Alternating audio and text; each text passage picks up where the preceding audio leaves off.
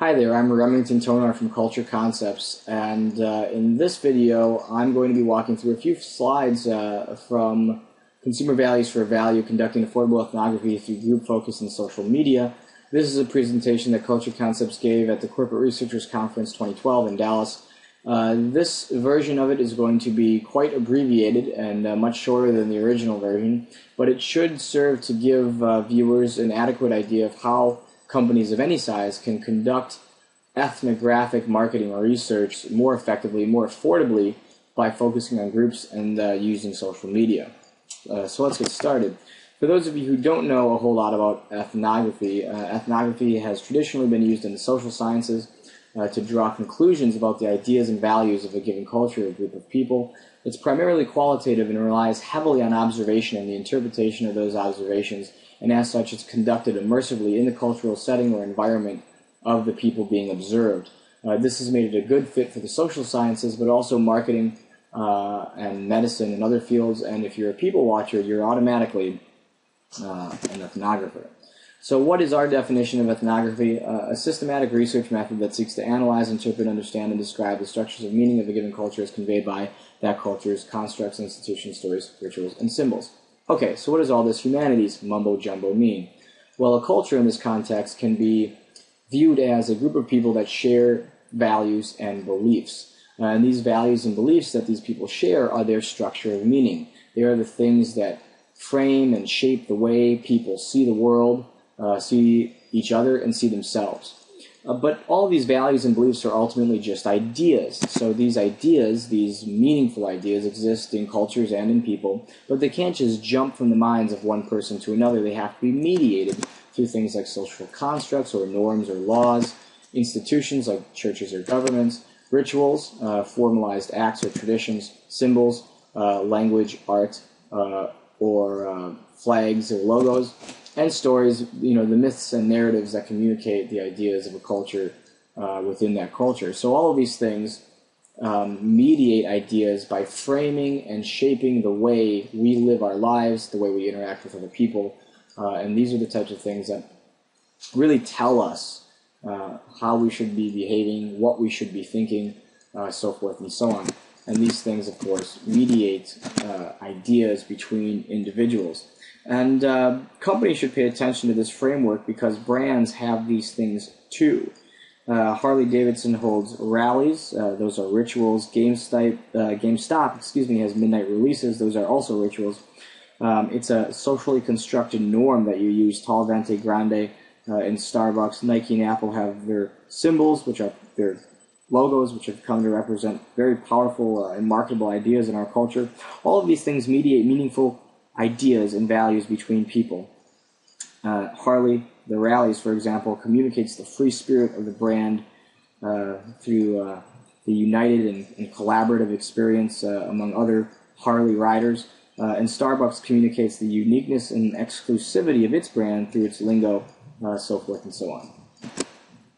So, of course, this approach has advantages and disadvantages. The advantages are that it can mitigate bias on the part of the respondent, who, if they know they're being surveyed or in a focus group, might change their answer. It analyzes values and meanings. It sees the effect of social dynamics and relationships, and it gives us a more human picture of the consumer. The disadvantages, of course, are that you can substitute the bias of the respondent for the bias of the researcher, and you risk projecting your own ideas and values onto the people that you're observing. It's very time-consuming. It requires social science experience in many cases, and the data is harder to use because it's less quantitative.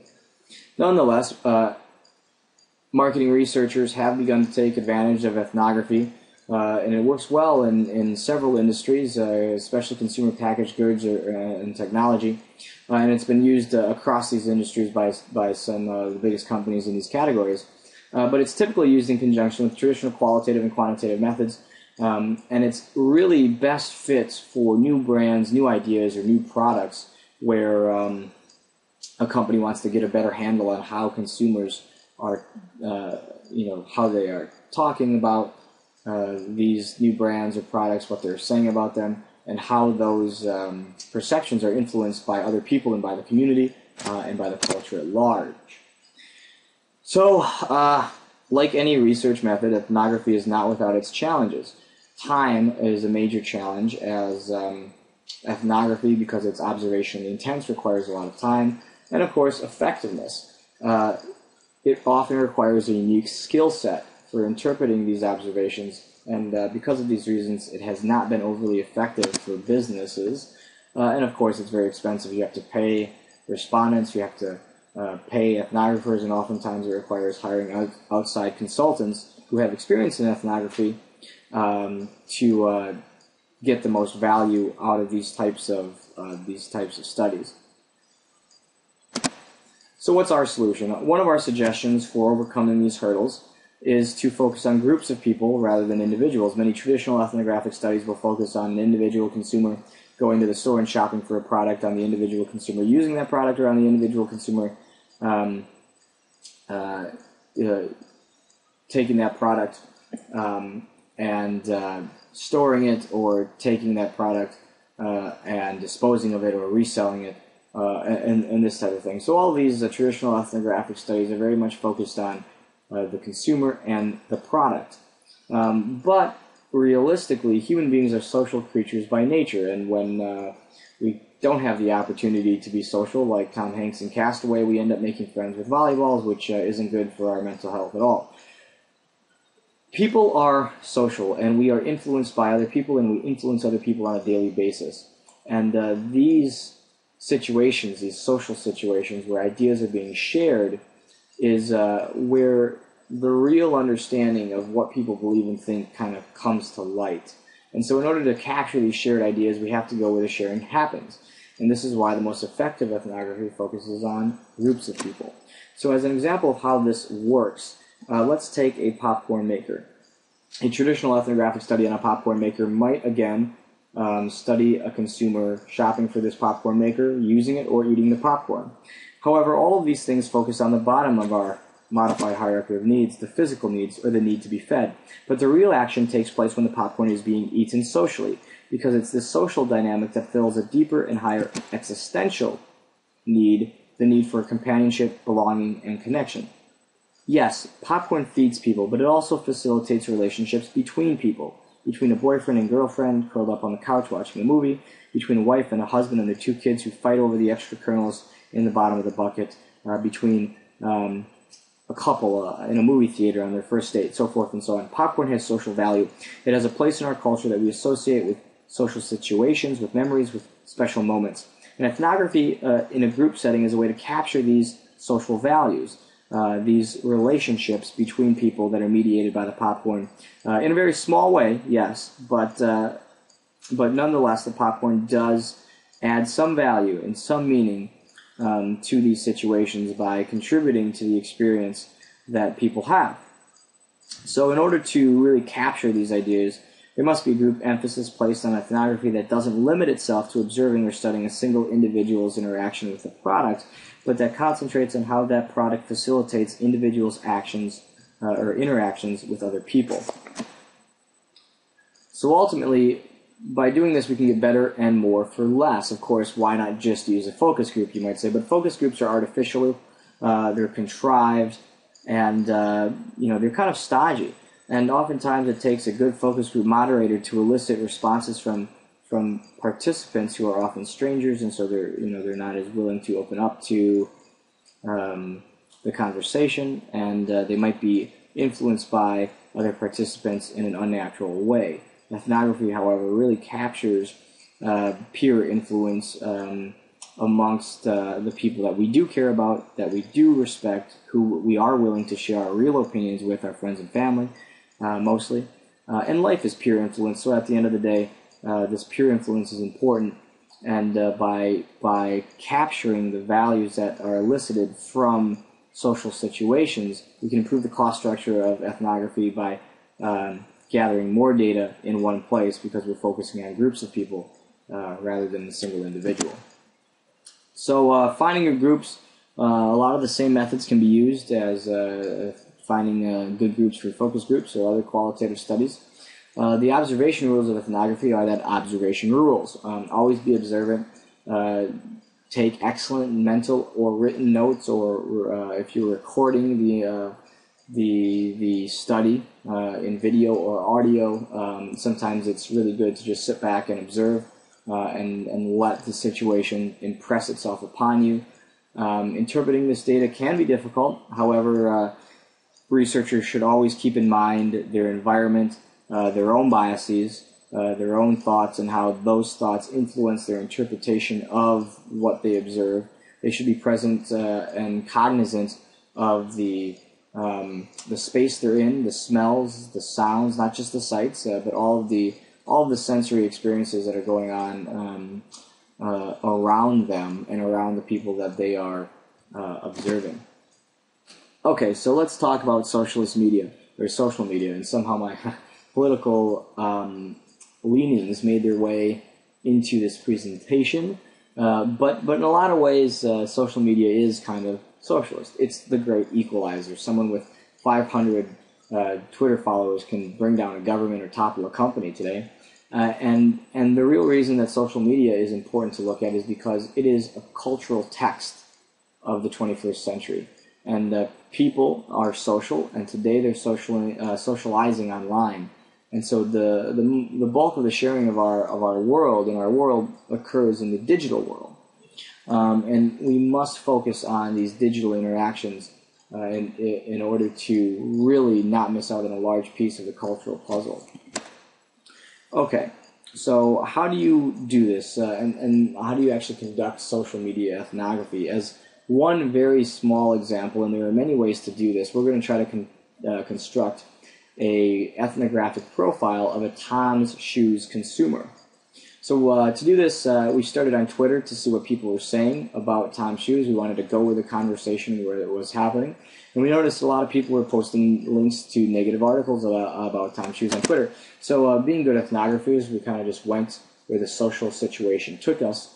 And it took us to this article on Fast Company about the broken buy one, give one model. But what we were really interested in wasn't the article, it was the comments beneath the article where people were sharing and arguing about Tom's Shoes. And we identified one consumer, Libby H., who was an ardent evangelist of Tom's Shoes, and we wanted to know what makes her tick. Because yes, we can see by her comments that Libby H. is a Tom supporter, but why? What does she value? What does she believe that makes her so passionate about the Tom's business model? So using some clues that Libby left in her comments, such as her husband's name and some recent trip she went on, we did some clever Google searching to find out about Libby, and here's what we found. Libby lives in Phoenix. She's an independent PR contractor. She graduated from the University of Kentucky in 2010, where she studied integrated communications with a minor in Spanish. Prior to going independent, she worked briefly for doing social media for Toyota. She and her husband Tom were married last year. Tom also wears Tom's Shoes. She and her husband have both been to Africa on mission trips. She's a registered Democrat and a big supporter of President Obama. However, she's also a devout evangelical, Bible-quoting Christian, and takes her faith very seriously and allows it to inform how she treats the poor and how she votes. Libby is a dog person, although her favorite animal is the giraffe. She loves cooking and particularly loves baking desserts. Like many young women her age, she is also interested in do-it-yourself home decor, and as such is a huge fan of IKEA. She likes the Invisible Children organization, Harry Potter, Tina Fey, her alma mater, Kentucky, and of course Tom's Shoes. And there are pictures of her and her husband showing off their Tom's Shoes online. So out of all this information that we gathered on Libby, and I know it's kind of creepy that we were able to quickly grab all of this info about her out there, what we were really looking for was ethnographic insight into what she values that makes her support Tom's Shoes. And we found that what really makes Libby tick is her religion, her faith, which is very important for a company like Tom's to take note of, because if you recall, last year Tom's had a controversy with their CEO speaking at a Focus on the Family event, and Focus, of course, is a right-wing Christian group. And many of the Tom's consumers came out in droves to protest this, what appeared to be an endorsement of Focus on the Family, because many of these Tom's consumers were a-religious or secular atheists. But we see that not all of Tom's big supporters are a-religious. Libby is very religious, and it's because of her religion that she supports Tom's Shoes. And of course, so how you market to Libby is very, very different than how you market to other time-choose consumers, and so this is an important marketing insight. And of course, to get really accurate information, you'd have to do this exercise several times, but this took about 8 minutes to conduct, and it was free. So we got a high level of insight, similar to what you would get in an in-depth interview for very little resources. And of course, this equates to social savings. Social media is mostly free to use. It's very quick to use, and so it saves time. There's a lot of data out there that you can leverage to get large sample sizes. So in conclusion, ethnography focuses on how meaning, ideas, and values are shared in cultures. And it has a lot to offer businesses, both large and small. And to conduct it affordably and effectively, we suggest focusing on groups of people. It's more natural, it's more accurate, and it can give you more data in one place, thus reducing costs. And use social media to augment your ethnographic studies because it's free and there's an abundance of data out there. So that's all for now, and we want to thank you for watching this brief video, and thanks for your interest in ethnography. And if you have any more questions, please visit us at cultureconceptsinc.com.